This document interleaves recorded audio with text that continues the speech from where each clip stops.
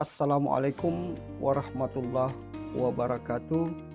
Nama saya Yus Amin, kelas A13 dengan NIM 22811306005.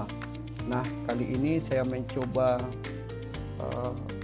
mempresentasikan resume 3 jurnal yang bertema evaluasi hasil belajar pendidikan agama Islam PAI berdasarkan taksonomi Bloom dan nilai Al-Quran. Nah, tentunya mata kuliah ini diampuh dengan dosen pengampu adalah Bapak Nana Priyacana dengan mata kuliah pengembangan evaluasi dan penilaian hasil. Nah, pertama saya ingin membahas tentang jurnal yang pertama dari Rizky Pratama Putra tahun 2024. Nah, judul yang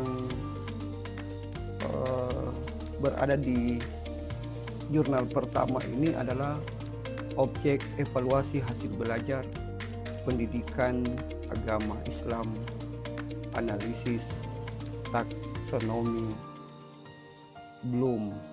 Nah, tapi sebelum saya membahas lebih jauh tentang resume jurnal yang saya sempat berikan pada kesempatan ini, saya akan mencoba menjelaskan terlebih dahulu tentang apa kemudian yang dimaksud dengan taksonomi Bloom itu sendiri. Nah, taksonomi Bloom itu adalah kerangka yang digunakan untuk mengklarifikasi tujuan pembelajaran. Biasanya dalam 3 ranah kita pakai. Pertama adalah kognitif, yang kedua adalah efektif, dan yang ketiga adalah psikomotorik. Nah, tentunya taksonomi Bloom itu memang digunakan untuk membantu mendesain tujuan pembelajaran dalam evaluasi dengan lebih sistematis, lebih terstruktur tentunya. Nah, kali ini saya akan mencoba membahas tentang judul objek evaluasi hasil belajar pendidikan agama Islam, analisis taksonomi Bloom. Nah, tujuannya di sini tentunya itu tadi kita menganalisis 3 ranah hasil pembelajaran pendidikan agama Islam berdasarkan taksonomi Bloom. Pertama, tentunya kita mengenal tentang metode library research dengan analisis isi. Kemudian kita masuk ke hasil menunjukkan pentingnya evaluasi kognitif, efektif, dan psikomotorik sebagai satu kesatuan. Nah, kesimpulannya di sini adalah bagaimana kita mencoba memberikan evaluasi tentang pembelajaran agama Islam harus mencakup keseluruhan aspek itu.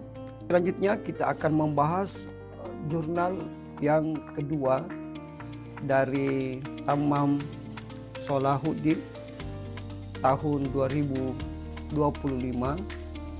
yang berjudul evaluasi hasil pembelajaran PAI tinjauan terhadap ayat Al-Quran.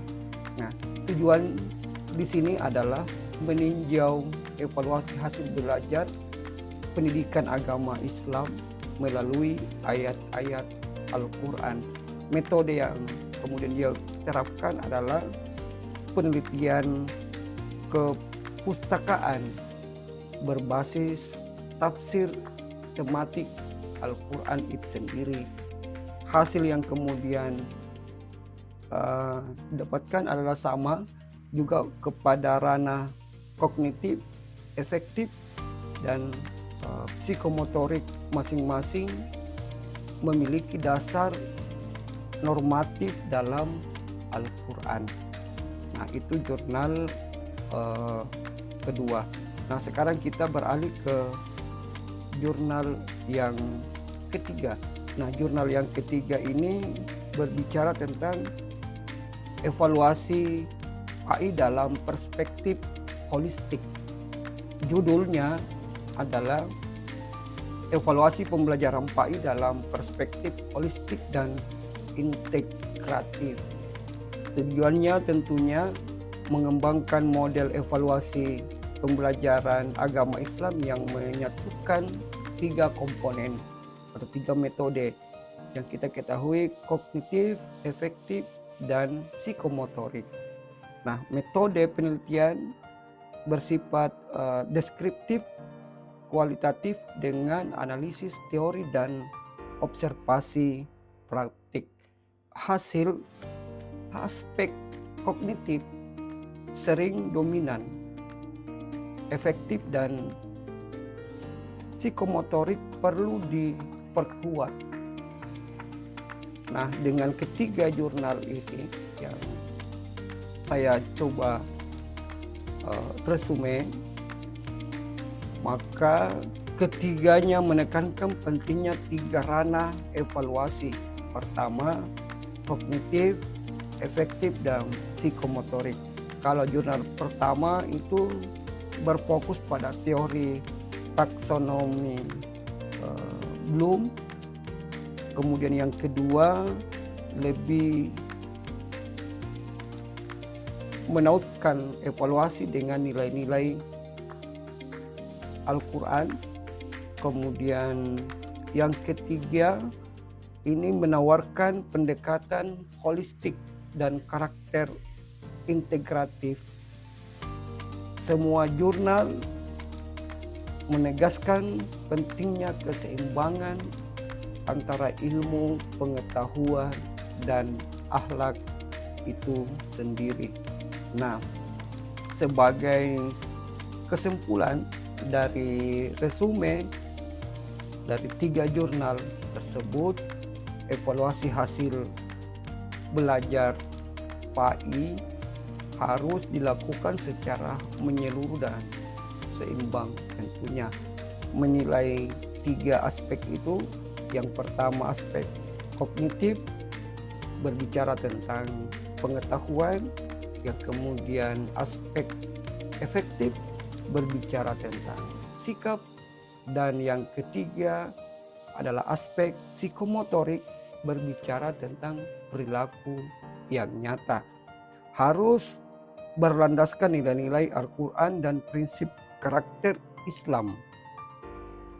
Nah, evaluasi ini tidak sekadar mengukur hasil sebuah akademik, tapi juga membentuk kepribadian dan moral peserta didik. Nah, itulah 3 jurnal yang saya sempat resume menjadi satu tahapan dan saya presentasikan. Semoga ini bermanfaat untuk kita semua, dan saya tutup dengan ucapan Assalamualaikum warahmatullahi wabarakatuh.